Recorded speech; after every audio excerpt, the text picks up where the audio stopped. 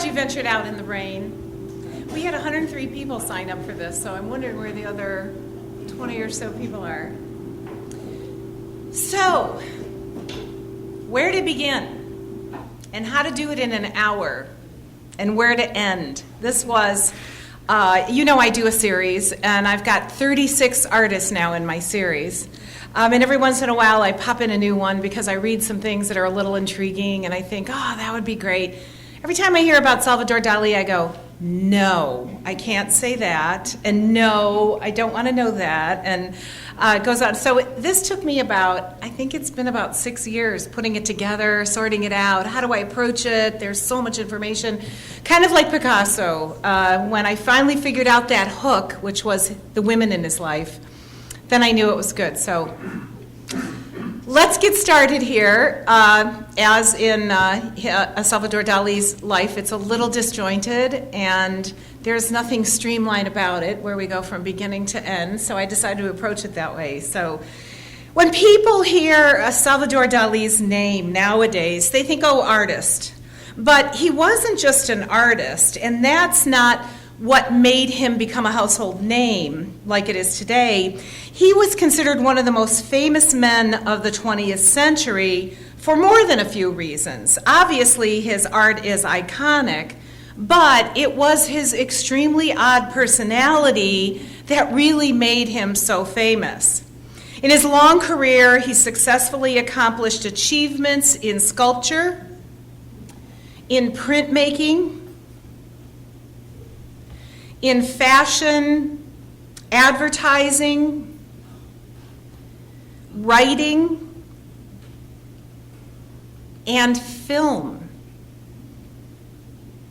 Now, I like to tell you at least 5 new things. So I would imagine out of those 4 that I put up there, there's probably 4 of them there that you haven't really done before. So we're not going to count 5. I know I'm going to teach you 5 new things today. That's always my goal for those of you that haven't seen me before. My goal is to go beyond what you've heard and tell you a little bit more about the artist. So Dali is considered one of the major surrealists who used to shock people and use that unease that he would create to grab a viewer's attention.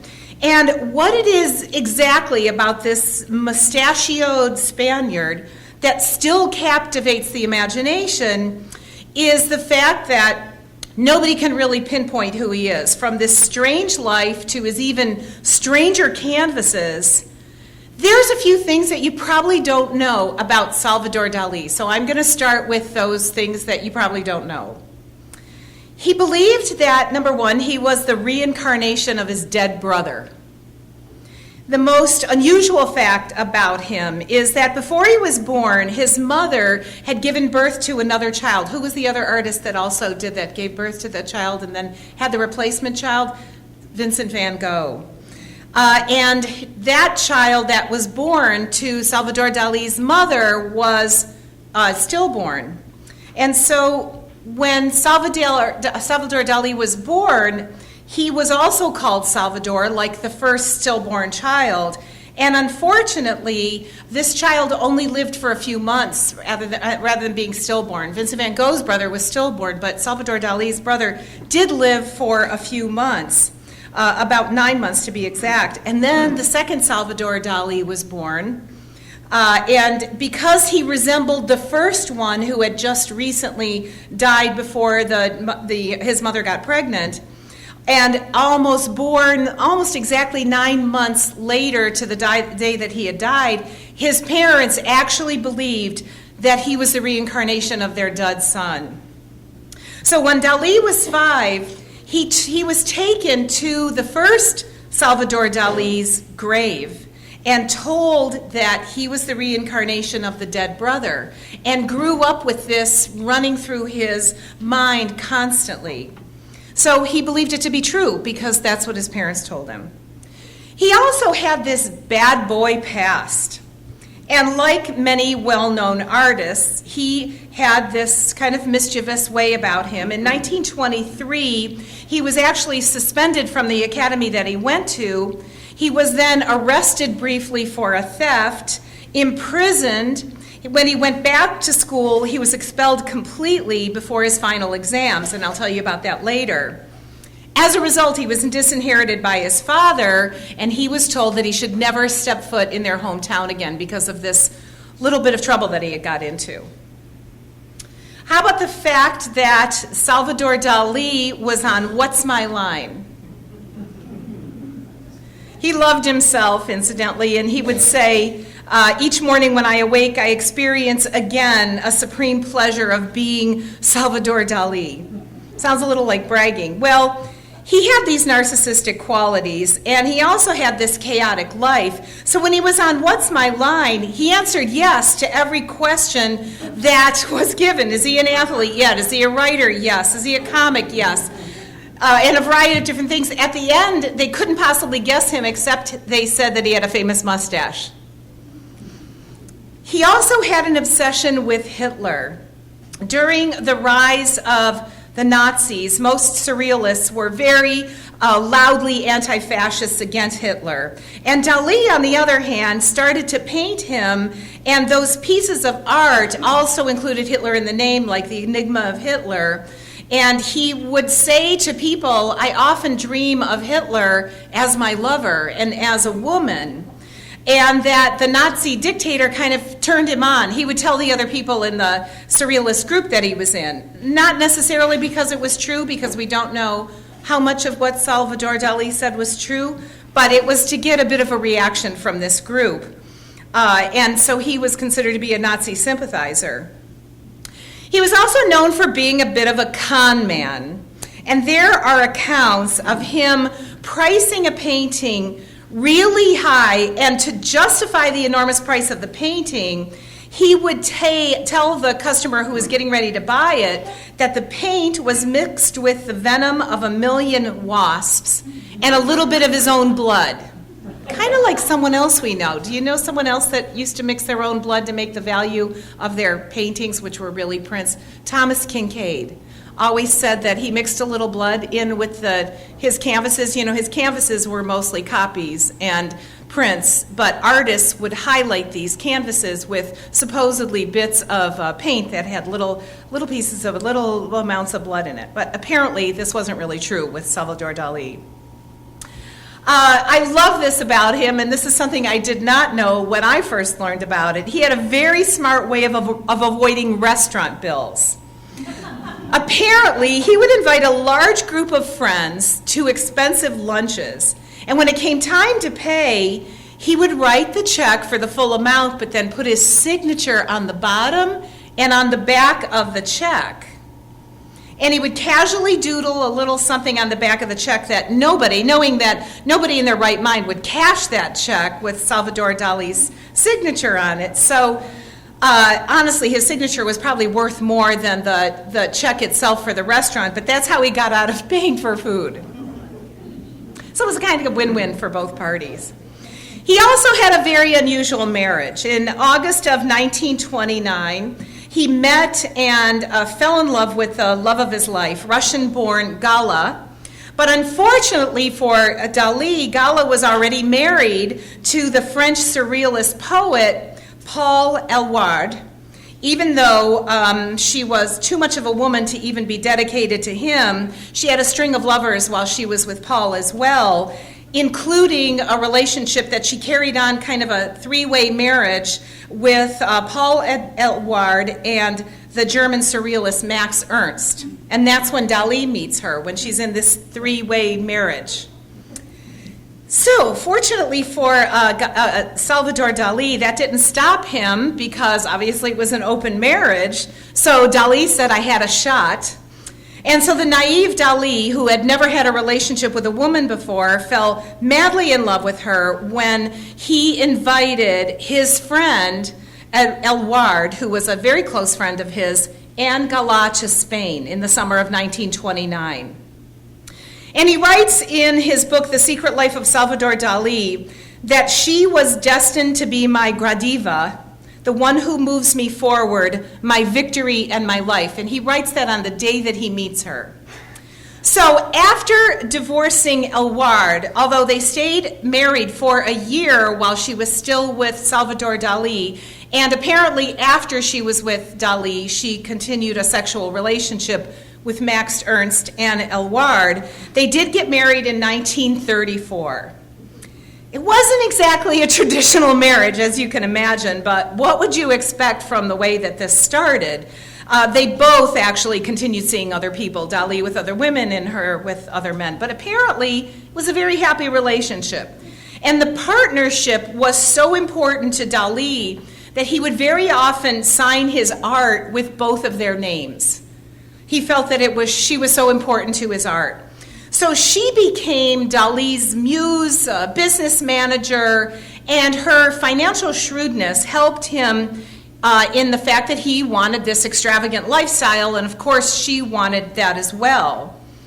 She was also very famous for directing Dali's business by checking the tarot cards first. Now, the marriage offended Dali's family, and they disapproved of Gala because she was a mother. She left her child for Dali, 10 years older than Salvador. And so once again, even though he made amends with his father after being expelled from school, he was once again disinherited by his father. So there's two documents that were drawn up disinheriting Dali from his family. Eventually, they moved to the U.S. in the 40s, and she played a very essential role in his success. She was the one to organize his exhibition, supervised the sales of his paintings, managed his meetings with journalists, photographers, arranged for all of these things. So in 1968, Salvador bought a castle for Gala in Pubal, Spain, which was 50 miles outside of his home. And he lived in his home, and she lived 50 miles away. And it was agreed that he would not visit her without written permission that had to come at least 2 weeks before his visit. Eventually, she died in 1982, and he gathered her body from the hospital where she died and drove it to the castle against all of the laws of, not transporting a corpse. And he lived there with her dead body in a crypt until it was built, and kept himself away from everyone during this time. Eventually, that home was turned into a museum, and I'll go into detail on all this later. So, Gala is the one that he claims put my genius to work and revealed myself to me. He said, Gala discovers me, brings me all of the essences that I convert into the honey of my thought in the busy hives of my brain. If it were not for Gala today, the world would be without a genius. Dali would not exist. So his relationship with his wife resembled a bit of a maniacal obsession as much as it did love. One historian said this: to know her was to loathe her.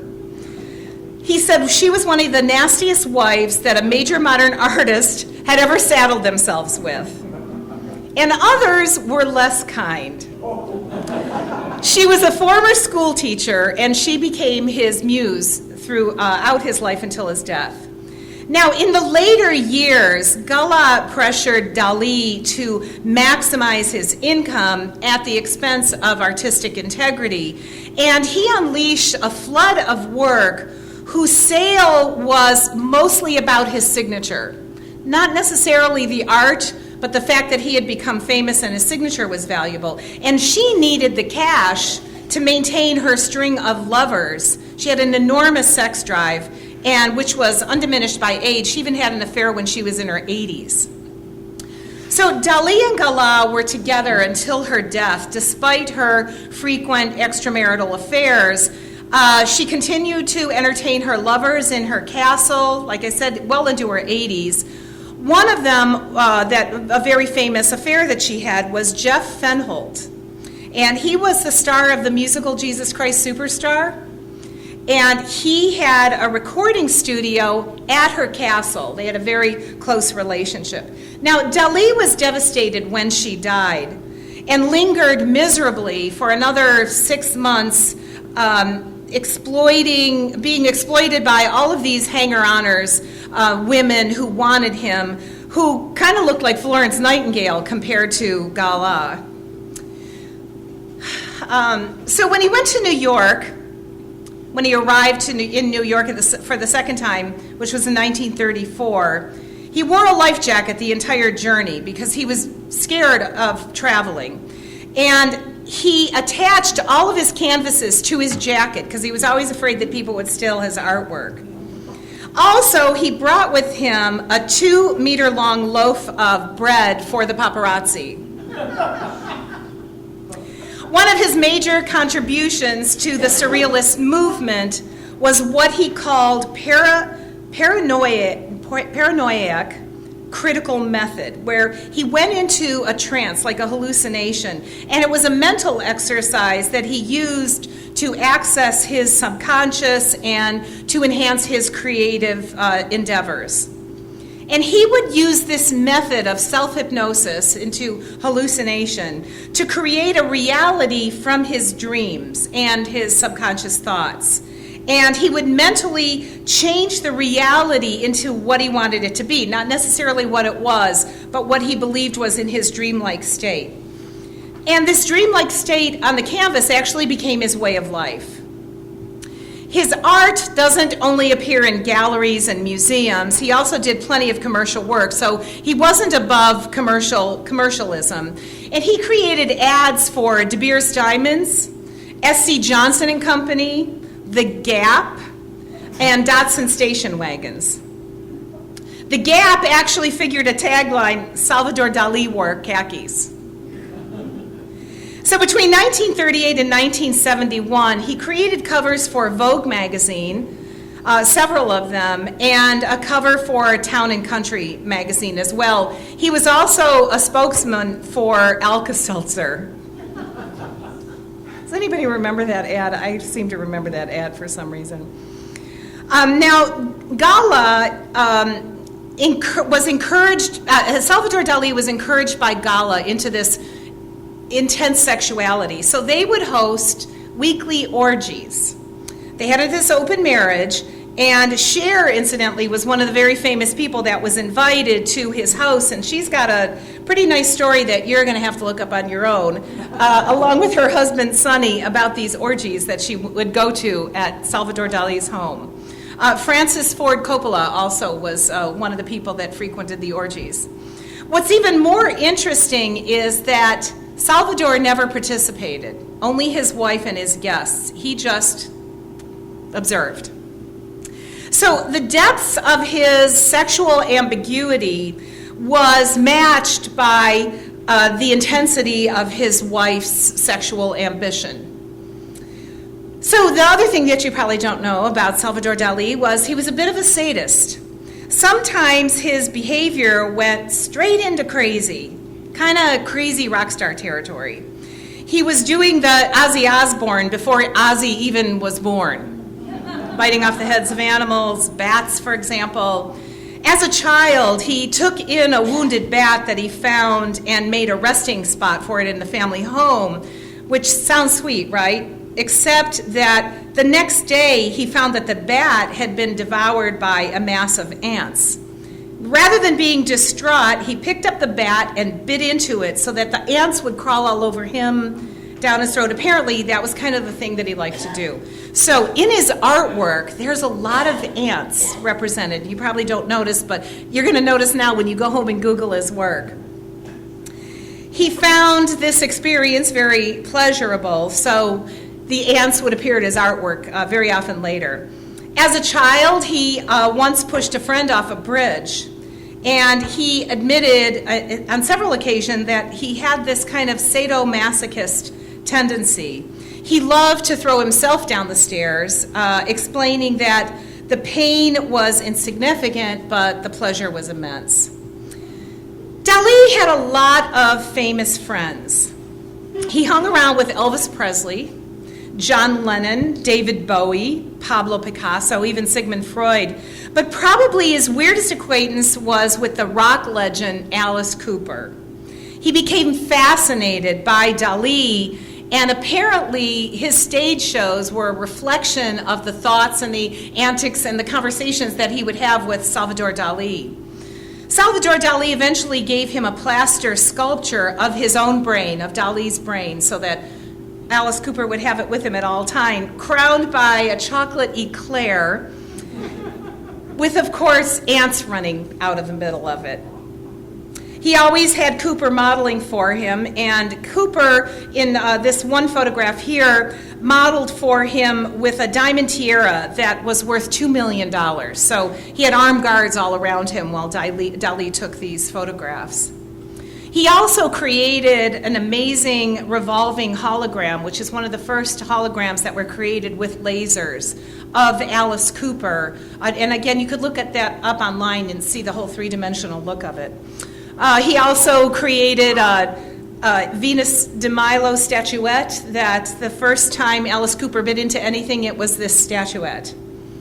So Salvador Dali also instigated an art school riot.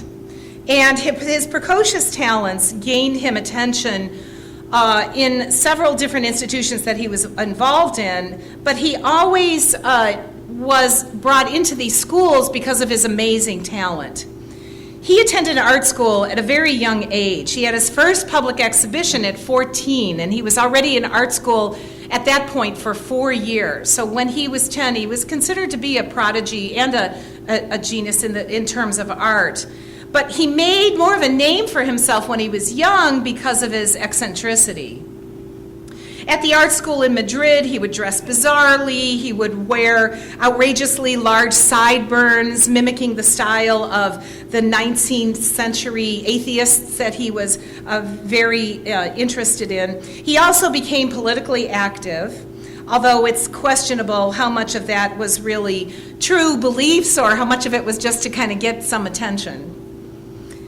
He was suspended from school in 1923 for inciting a riot, and then later on he was arrested also for supporting a separatist movement in a protest. Now, he was expelled from school because he wanted to be expelled. He refused to be examined by the teachers. And he told the professors, I know more than all of you put together. I'm definitely more intelligent than all of these professors. Therefore, I refuse to be examined by them. I know this subject too well, and this was kind of the final straw for his academic career. Now, Dali's reason for leaving was not necessarily his arrogance. It was because he wanted to continue to be financially supported by his father. And he thought if he graduated from school, he might have to go off and do something. So if he got expelled, he would still be supported by the family. And he didn't want it to stop once he got a degree. So that's why he wound up finding a way to get expelled. Of course, his father, who was a bit of an instigator, also allowed him to continue doing things like this, eventually disinherited him, but then still continued to support him financially. The other thing interesting about Salvador Dali that I bet none of you know, he made millionaires out of his secretaries. Long before this interning trend took off, he refused to pay his secretaries. Instead, he gave them commission on what they did based on what he sold. And he never paid them in a check, but he gave them a percentage of his work over a period of time. And many of them wound up with seven-figure sums when they retired. Here's another thing that I'm sure you would never know unless you were digging into the life of Salvador Dali. He nearly suffocated himself explaining his importance at a lecture. During a London International Surrealist exhibition in 1936, and this was when he was in the prime of his artistic career, he gave a lecture wearing an old-fashioned deep-sea diving suit to represent what he later revealed was that he existed on the bottom of the sea of subconsciousness. He said, I wanted to show that I was plunging deeply into the human mind. What his adoring fans didn't realize was that he was suffocating inside of that soundproof glass bowl that was over his head. And his exaggerated gestures, the audience thought was an amusing part of his presentation, and they didn't realize he was actually trying to get some attention. And they finally realized it when he passed out on the ground. And someone from the audience came to his rescue. And it was around this time that he had this profound feeling about cauliflower. And he wrote dissertations on it, and he made paintings about it. He actually filled up a white Rolls-Royce Phantom II with cauliflower and drove it from Spain to Paris in 1955. And the reason why he had such a profound feeling about cauliflower is he said everything ends up inside of a cauliflower flower. And he said it's like a logarithmic curve. And very often, the people that he felt closest to, like Sigmund Freud, Mike Wallace, other people that interviewed him, he would compare their heads to cauliflowers and then make sketches of their caricatures with their heads kind of looking like cauliflowers, this logarithmic curve. How about the fact that Salvador Dali once collaborated with Walt Disney? He had this enthusiastic relationship with this contemporary filmmaker. This idea of pop culture was brought to the attention of Walt Disney, and Salvador Dali was very inspired by Fantasia, which he incorporated into many of his works of art. So he created a sketch and an idea for a film called Destino, which was regrettably shelved while Walt was alive. But in his lifetime, Disney's nephew, Roy, loved the idea and turned it into a short film. And Dali, eventually, his family got, this was in 2003, got a number of royalties from this. All right, ready for this one? This is like 10 points altogether. His mustache had its own book. In 1954, he published a book with the photographer Philippe Halsman entirely devoted to his mustache, featuring 28 images. And each page of this book, called Dali's Mustache, a photographic interview, presents a short question from the photographer with answers from Dali placed under the photograph. And the results are probably exactly like you would expect. The question, for example, Dali, what makes you tick? And his answer would be, my hairsprings, of course. So they show him with a mustache actually twisted into an infinity symbol. He's dressed up like Mona Lisa, using his facial hair as a paintbrush. The paintings are, the photographs are remarkable. He also published his own cookbook. It was a how-to guide of surrealist cooking that featured some of his most favorite motifs, like snails, lobsters, and eggs, which are recurrent themes in many of his work, and ants. Keeping with this sexual theme, which was translated snails, lobsters, eggs, and ants, all had this kind of a sexual connotation to him. He included recipes for aphrodisiacs. The book was illustrated with photos of Dali himself in front of banquets of food, advertising the ideas that he had that were inspired by famous people that he knew. It was a rare cookbook, and it was re-released in 2016. In 1977, he also came up with a book about wine, The Wines of Gala, and that was released by the same publisher, and you can get both of these books online. So Dali kind of knew his crazy and embraced it. And although he loved money, and the crazy was probably a reason to get to the money, or the avenue or the ticket to get to the money, he did impact the art world by opening new doors. He gave ideas that no one ever really thought of before. And his personality gave him this name for himself, even if he did go overboard sometime. So who was he really, except for those fascinating facts, the highlights of Dali? He was perhaps the last person that you would expect to see an introverted biography about. As we frequently saw, he was this brilliant painter, an artist who had this eccentric personality that often overshadowed his immense talent. But most notably, he was known for being vain and narcissistic and this megalomaniac. But was he really? He was born in 1904, as I mentioned to you, in Figure, in Spain. His father, Salvador Dali was a middle-class lawyer and a notary, and his father had this very strict disciplinary approach to raising children. So let's go into the background of how he became Dali. The child rearing that he was exposed to contrasted very sharply between his mother and his father. His mother was very indulgent in his art, in his eccentricities, encouraged them. She herself was a bit of an eccentric woman, and she was very attracted to her son's intelligence, the fact that he was unique, and that's one thing that his father detested about him. So his mother encouraged him, and his father would punish him. And then after he would get punished, his mother would reward him for what he did that got the father's in punishment. So it was a difficult way to grow up.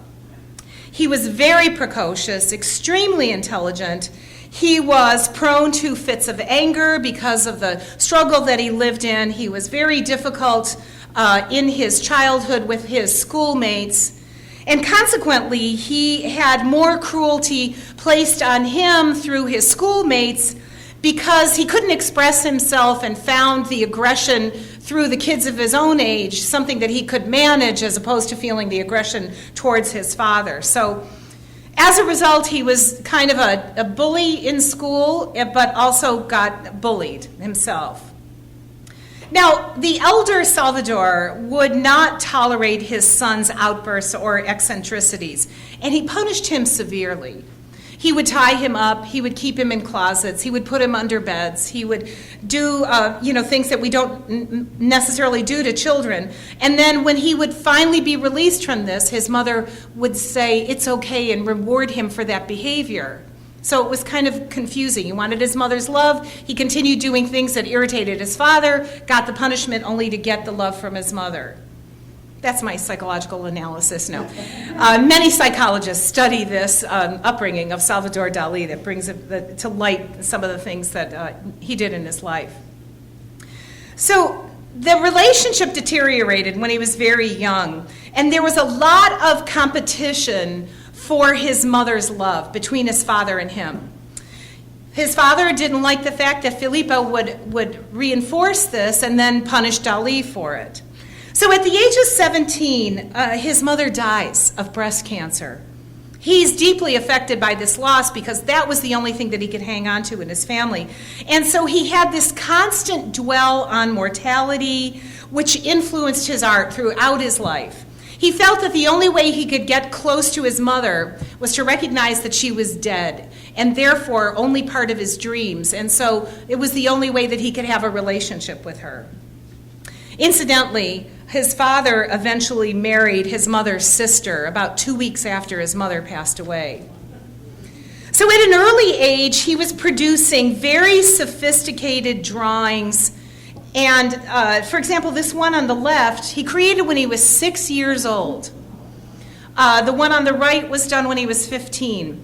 And he was very supported in his family for his art because they knew that that was his gift, and his father did support him in that way.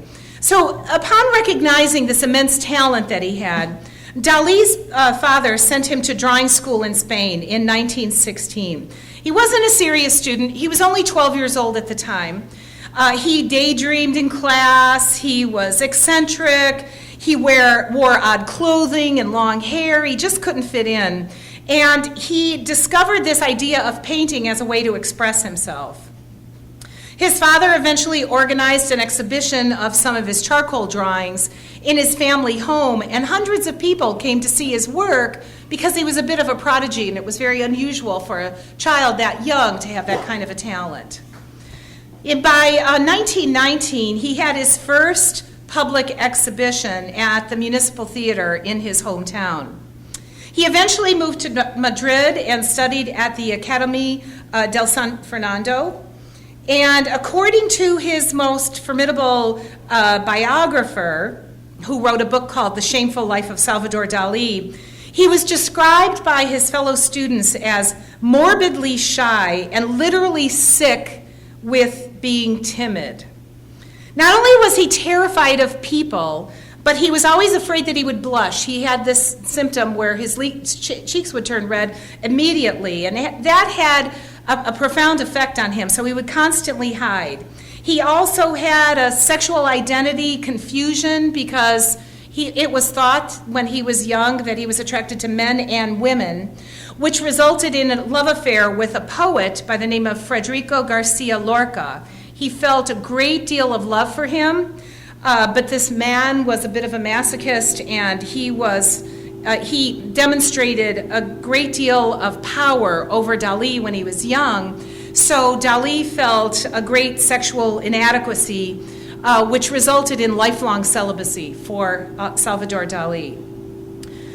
So this paralyzing, timid personality that he had didn't stop this ruthless self-image, the manipulation, the self-exaggeration that was already discernible in his youth, but many psychologists believe that it was a defense mechanism that he used. In one of his diary entries, he said, "I'll be a genius, and the world will eventually admire me, but I'll be despised and misunderstood, but I'll be a genius, a great genius, I'm certain of it."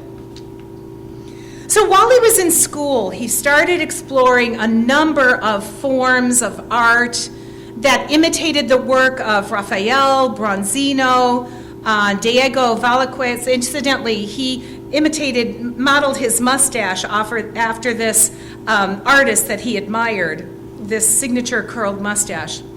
Between 1926 and 1929, he traveled to Paris. He met influential painters, intellectuals like Pablo Picasso, who he revered, and you could tell in his work during that time there was a bit of an imitation of Picasso's work in the surrealist work that he created. And during this time, he painted a number of works that displayed Picasso's influence. He also met Joan Miró, the Spanish painter and sculptor, along with Paul Eluard, who was still his friend even though he had stolen his wife, and the painter René Magritte.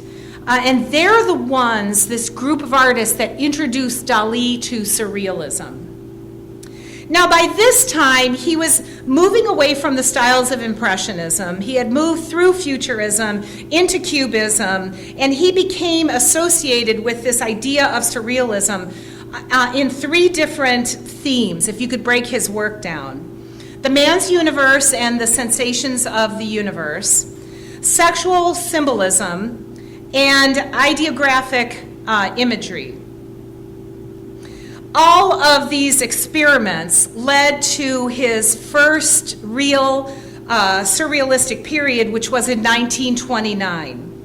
And his work employed a very meticulous classical technique influenced by the Renaissance artists that he admired, and he contradicted them, he would write, by creating an unusual dream space in their element. So he imitated the Renaissance artists, but elevated it to this unusual dream space where he created hallucinatory characters. These are his words. Even before this period, he was a very avid reader of Sigmund Freud and psychoanalytic theories, and many people believe that the work that he put together during 1929 was very much influenced by the studies of Sigmund Freud. Now, his major contributions to the surrealist movement is what he called paranoid critical method. Incidentally, there's a Salvador Dali dictionary because he used words that so many people didn't understand that he had to create his own dictionary, and people would interview him and say, wait a minute, let me look that up. It was a mental exercise of accessing the subconscious to enhance this artistic creativity. It was the hallucinations that he would bring himself into. And he would use this method to create a reality from his dreams and his subconscious thoughts, mentally changing this reality into the world that he wanted represented in his art. He also worked on a film at this point with Alfred Hitchcock called Spellbound, where many of the dream sequences in Alfred Hitchcock's film were representations that Salvador Dali had on canvas. And it was the psychological problems of this character that were represented in these dream sequences. At this point, by 1930, he was already a figure of the Surrealist movement and probably the figure defining that movement. One of his most famous paintings was produced during this time, 1931, and it's probably one of his most well-known paintings that he created after his first self-portrait. This is his first self-portrait. And it was called The Persistence of Memory.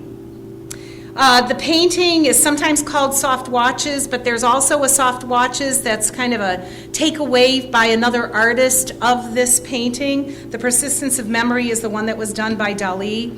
And it's melting pocket watches in this landscape setting, and it conveys several different ideas, he said, within the image where everything is destructible. Now, by the mid-1930s, he had this reputation already for being this notoriously colorful personality in his artwork, in his life, and for many art critics, that overshadowed his work. This crazy behavior of his was starting to take away from the talent that he had as an artist. He would often sport these crazy mustaches, which only got longer the older he got. He had a cape and a walking stick, and he would display any kind of unusual behavior that the press would write about so that he would get into the newspapers and be recognized. And these were important years for Dali, and what was probably most important during this time, when he was at the height of his career, was that the Metropolitan Museum of Modern Art in New York gave him his own retrospective in 1941, only 10 years after appearing on the scene as Dali. He also created a publication in 1942 of his autobiography called The Secret Life of Salvador Dali. He had a lot of arguments with members of the Surrealist movement who wanted to have him thrown out because he was supporting Hitler at the time. But his ever-expanding mind always managed to go into new subjects, so it didn't matter to him whether he was labeled as a Surrealist or not. He didn't want to be associated with the movement anyway. During this time, he also created a number of sculptures. This is the original book, The Secret Life of Dali. You can still get copies of this now. He created an homage to Isaac Newton, this open torso with a suspended heart, meaning that he was open-hearted, open-mindedness, and this was eventually made into a bronze, and there's copies of it everywhere. The original is in Japan, but there's copies like The Thinker everywhere. In 1985, the first copies came out. Two of the most popular objects that he incorporated into this surrealist movement of his were lobsters. And the lobster telephone was a sculpture that he created in plaster, which kind of was at the pinnacle of his surrealistic, the time that he was most popular. The pinnacle of it was this sculpture of the lobster telephone. And also the Mae West Lips sofa, which was completed by him in 1936, and then he added the display behind it of the nose in 1937. Lobster and telephones had a very strong sexual connotation for Dali, and he drew a very strong analogy between food and sex. And so this was his way of interpreting it. So whenever you saw lobsters, snails, ants on anything that he created, it was always because it had some kind of a sexual connotation. Between 1941 and 1970, he assembled jewelry. Many pieces are very intricate, very highly collected at this point. Some of them include moving parts, like the famous heart. The royal heart is made of gold. It's encrusted with 46 rubies, 42 diamonds, and emeralds. And there's actually moving parts inside of the heart that make the center beat out with these jewels, much like a real heart. So at this time, he was extremely popular. Everything he created, it turned to gold. And he said, without an audience, without the presence of spectators, these jewels would not fulfill the function for which they came into being. The viewer is the ultimate artist. So what he was telling you at this point was, if you appreciate it, then it's art. He's best known for his bizarre, surrealist style, but he was also a very skilled classical painter and illustrator, even though he created a number of different styles in a variety of different medium. In the works that he studied, that he created when he was young, the work that he always went back to, were works that represented his unique and very highly stylized traditional, more realistic painting. He's very well known for this painting called A Basket of Bread, which he painted in 1926 before he became a surrealist painter. It's a stunning example of his skill. So he employed this extensive symbolism in his work, and some of the reoccurring things I mentioned to you, but the elephant is one of the themes that is a symbolic image for Dali, and it appeared in a number of paintings that he created around this time in 1944. He said at this point, I am painting pictures which make me die for joy. I'm creating with an absolute naturalness, without the slightest aesthetic concern. I'm making things that inspire me with a profound emotion, and I'm trying to paint them honestly. The egg is another common Dali-esque image, if you will. He connects the egg to women, mothers, the natural beauty of life. It's the symbol of hope and love. And there's a variety of different animals that appear, insects that appear throughout his work. Ants, snails. They point to sexual desire, death, and decay, which are all in one for Salvador Dali. Now, over the next 15 years, he paints a series of 19 canvases that included these historical or religious themes. And these paintings were put into a period called nuclear mysticism. So he went from surrealism into nuclear mysticism. And during this time, his artwork took that technical brilliance that he showed as a child and combined it with meticulous detail into these fantastic paintings that were limitless with his imagination. But the technical brilliancy through which he created these, you could tell he was going back to his roots. From 1960 to 1974, he dedicated much of his time to creating the Teatro-Museo Dali, which is the Dali Theatre-Museum in Figueres. And the museum's building was the house that Dali had bought originally for his wife.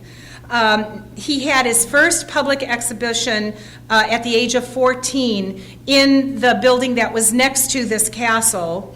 And that's when he first showed his work. And it was across the street that he was baptized, he got his first communion, he was buried right around this, and that's where this theater is now, this museo, the Teatro Museo Dali. It officially opened in 1974, and that was around the time that he dissolved his business relationship with his manager, Peter Moore. Turns out that Peter Moore was mismanaging his money, and as a result, his collections were sold without his permission by the other business managers. He employed 4 business managers because he didn't trust anybody and they were all cheating him. And he lost almost all of his wealth at that time in around 1974.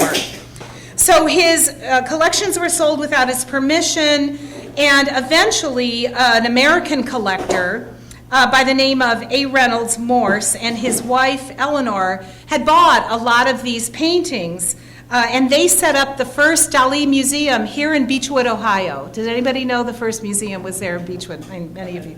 If you know Dali, yeah. So it was actually in the building where this gentleman had his business, and it was attached to the side of the building.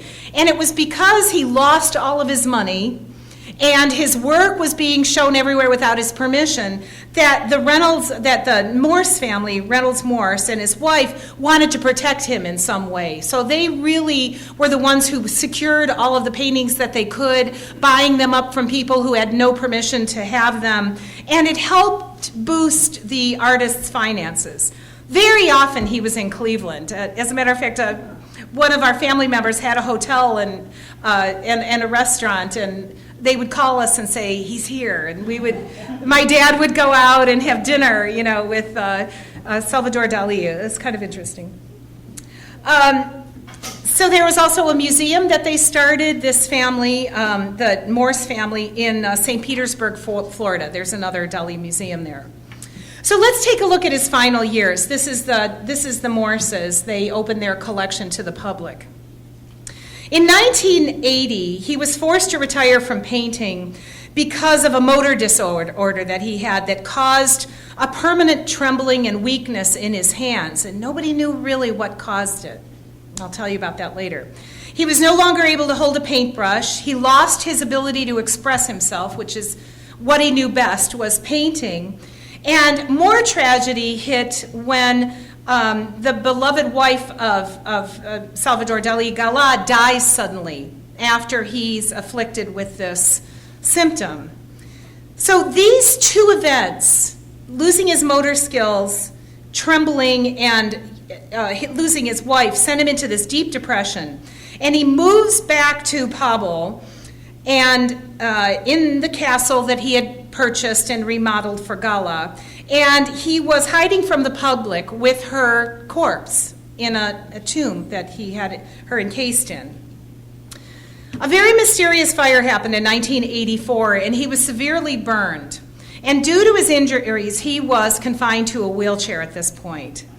In November of 1988, he entered a hospital in Figueres with a failing heart. And a short time after that, January of 1989, he returned to the Teatro Museo to make his last public appearance. And he was taken there very sick, emaciated, in a wheelchair. Cameras were waiting for him to make a brief statement. And he said, "When you are a genius, you don't have the right to die, because we are necessary for the progress of humanity, and therefore I will not die." On the morning of January 23rd, 1989, after listening to his favorite music, Tristan and Isolde, being played, morbid music being played on his record player, that famous romance tragedy, he died of heart failure at 84 years old. And he was buried in the crypt below his wife. So how did this man become Dali? The eccentric and very ostentatious Dali that the world knows received some very wise advice from his uncle. And his uncle wanted him to transcend this paralyzing shyness that he had. And his uncle told him that you need to become an actor in your relations with other people. And you need to pretend that you're an extrovert in being that actor, including your family and your closest friends. So the single piece of advice that he got to handle the fact that he was so shy was to act it out. So it changed his world, it changed his reputation. He followed the advice to disguise his social mortification and eventually became one of the most notoriously self-promoting, fearless, uninhibited, gregarious, extroverted, introverted personalities of all time. And as the saying goes, he faked it until he made it. Even while creating his charade around him, he still required solitude and quiet introspection in order to channel his artistic genius. He was inspired through his dreams into many of his paintings, so he never wanted to miss out on his dreams, so he would sit on a couch and not lie in a bed when he went to sleep, and he would hold a spoon in his hand. And when he would fall asleep, the spoon would fall into a metal plate that was on the floor. That would wake him up, and he would write down immediately his dreams or his nightmares.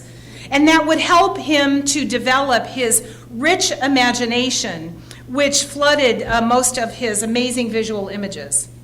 It's said that Salvador Dali only slept between 1 and 2 hours a day. So he was a bit of a showman. His work encompasses over 1,500 paintings, furniture, among things, a hard-boiled egg table. I don't know if you've seen that. I don't have a picture of it here. Sculptures, but he wasn't limited to that. He also worked with Christian Dior to design costumes for plays, and he knew how to captivate an audience by doing quirky things like having his goat carry him through the streets of New York. So was he this avant-garde exhibitionist, or was he a commercialist who just took advantage of the fact that everybody loved what he did? Was he trying to overcompensate for his shyness, his deep sense of shame and insecurity? The answer to that is yes, to all of those questions. Here are some of his most bizarre antics. He had a pet anteater, which he often took out for a walk in public.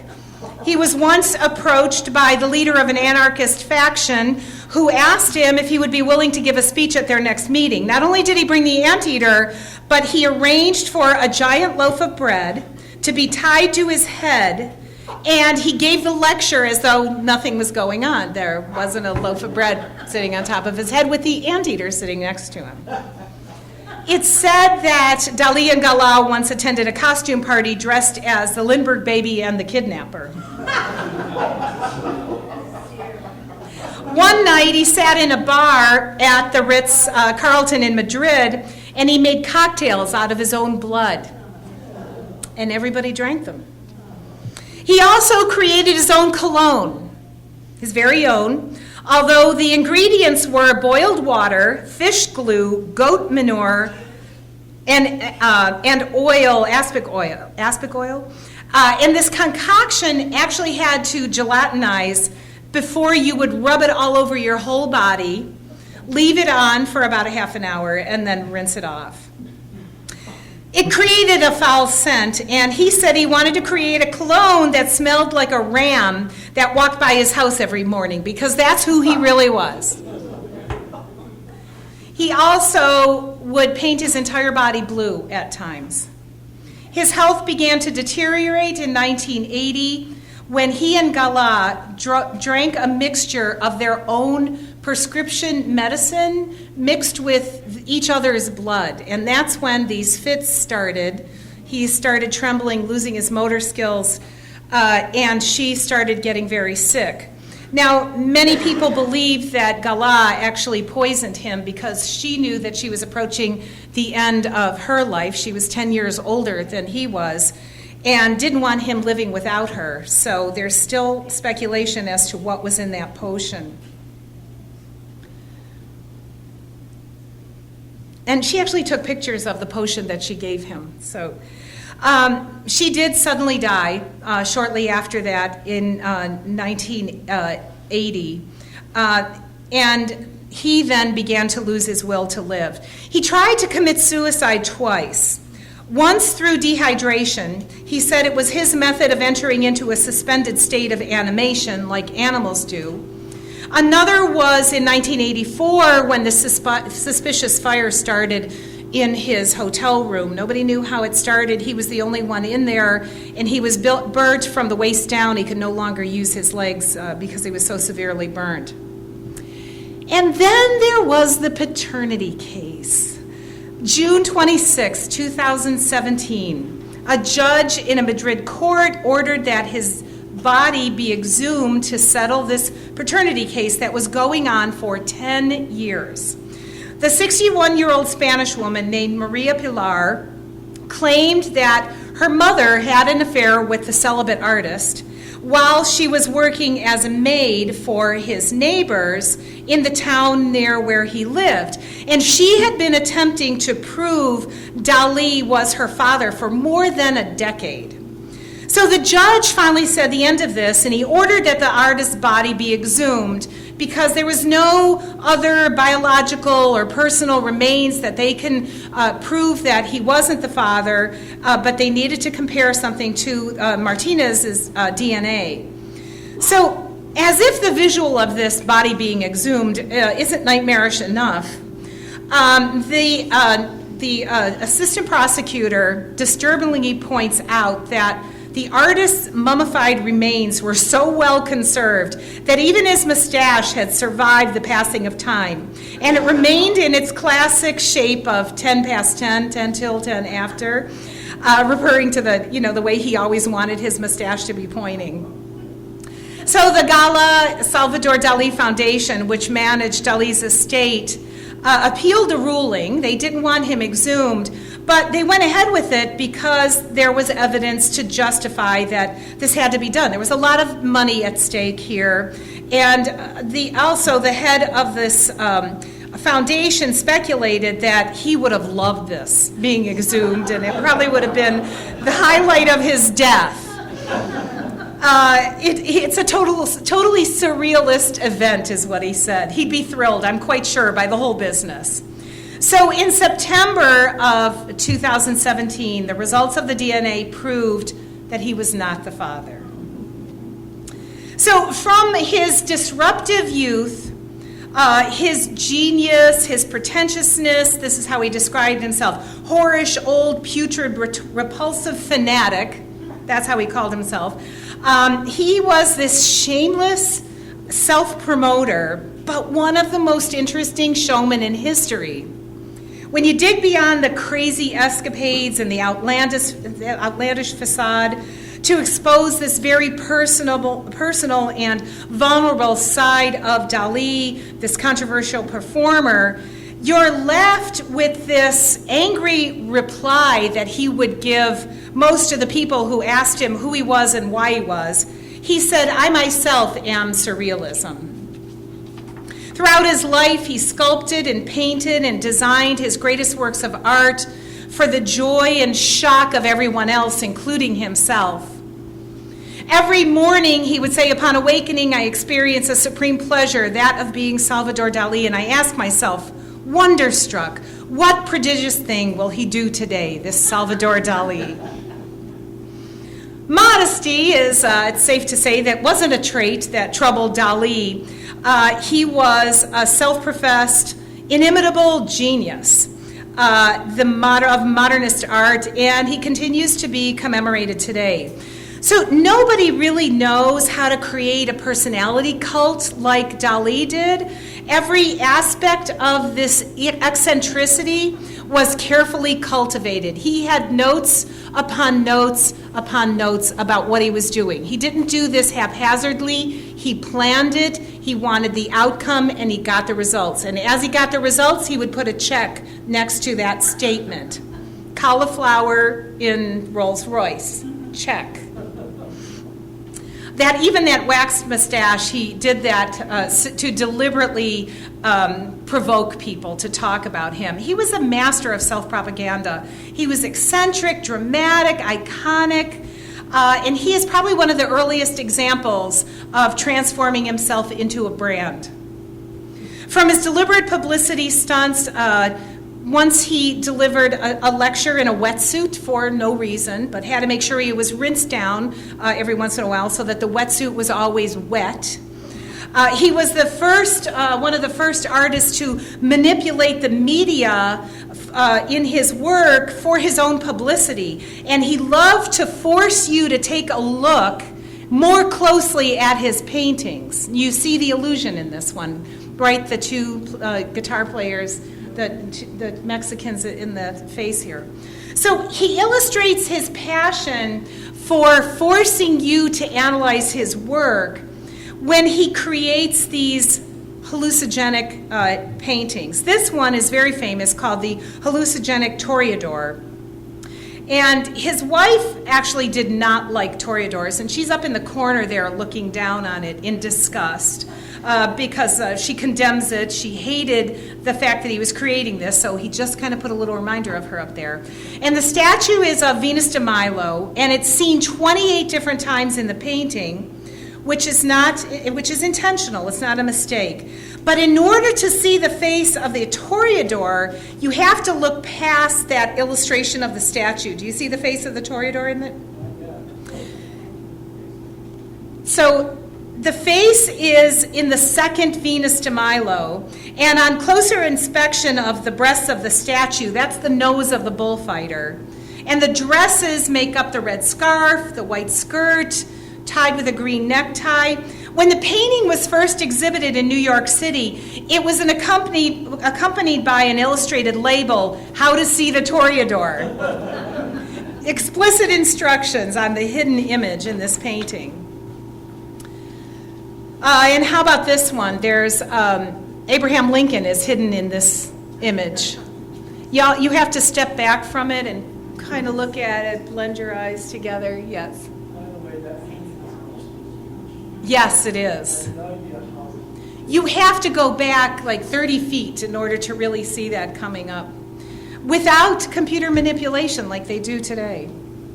Although he remains one of the most widely appreciated artists of all time, the critical consensus of the value of his work comes down to the work that he created in his 20s and 30s. After that, the rest has been routinely dismissed as predictable nonsense. 1939 is the key time. 29 to 39 is the key time for his career. And that's when he was broke and he was moving from Paris to New York. But from that point on, his work from 29 to 39 is considered to be groundbreaking. But for the 50 years that followed, his canvases started becoming formula. I can never say it. Formulaic. Like a formula, repetitive. And worst of all, he became very commercial. His later works reflect a need to represent his wife Gala in all sorts of ways as being a goddess, a diva. His work is typical around 1949 of being the center of attention. Gala is the model for religious scenes. She's elevated to the status of being a deity, Christian motifs. There's a lot of allusion to her being transcendental and having this kind of godlike status. It's easy to imagine the woman who inspired such adoration and devotion from her husband as this gentle, supportive, nurturing type of woman, a woman who posed for him, looked after him, gave him the space that he needed. She even gave up her rich family and her rich husband and her child to be with this young, poor artist, and they were starving at the time when they were first together. But this is how she's described: cruel, fierce, and small. People who knew her said she had eyes that pierced through walls. She actually collected stuffed toys and used them as voodoo dolls. She once cooked her own rabbit, her own pet rabbit. She had this demonic temper, asserted herself very often. If she didn't like someone's face, she would spit on them. And if she wanted to silence someone, she would stub her cigarette out on their arm, and they would stop talking and walk away. So she was hugely unpopular. People did not like her. Women in particular disliked her. She was sexually voracious. She had no respect for other people's relationships. She would very often steal other people's men's lovers.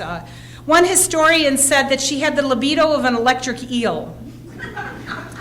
Toward the end of her life, when she was already addicted to Dali's money, she gambled away huge sums in underground casinos in New York, and she maintained this male harem that she needed a lot of money to maintain, and many art historians believe that she was kind of in cohorts with the manager who mismanaged his money, although she was extremely wealthy. She had this perpetual parade of young lovers, like I said, even when she was into her 80s. And the castle was off limits to Dali unless she got a written invitation, as I mentioned to you, at least 2 weeks in advance. Now, in her late 70s is when she became obsessed with Jeff Fenholt. And he was the character in the Broadway production of Jesus Christ Superstar.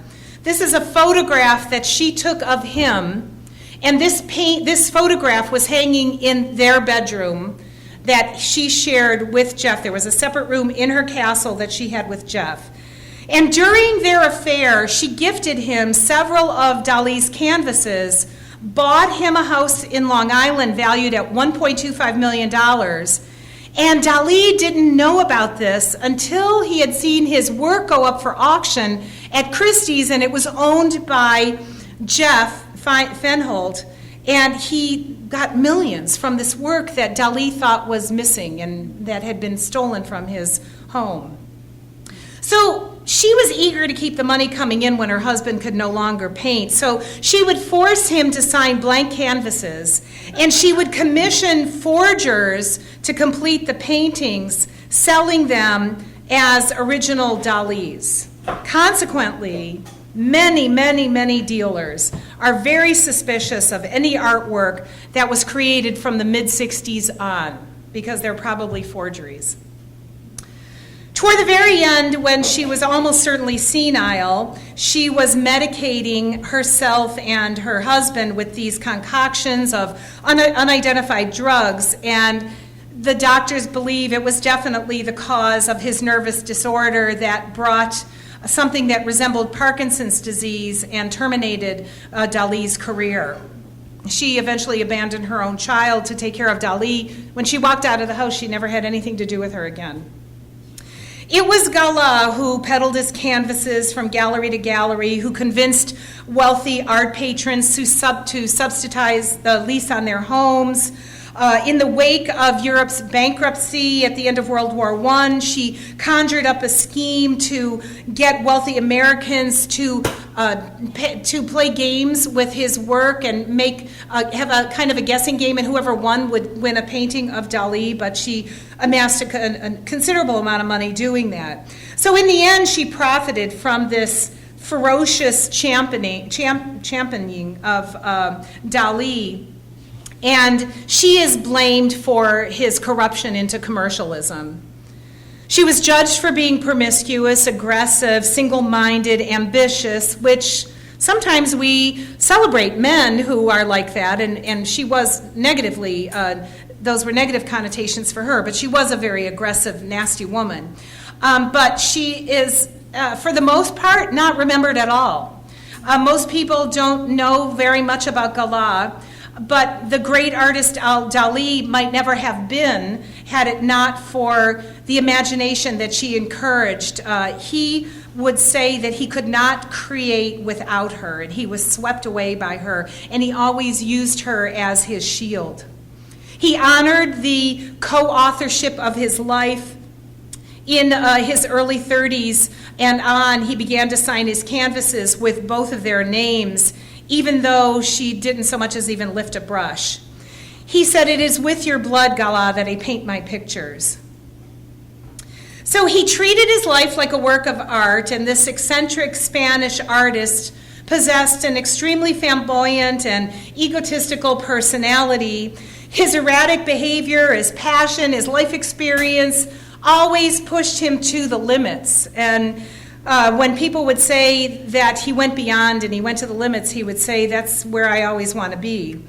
And these works of art were left as his legacy. So whether you like his work of art or not, one thing is for sure, he was a clever guy who really knew how to take advantage of publicity. And that's the story of Salvador Dali.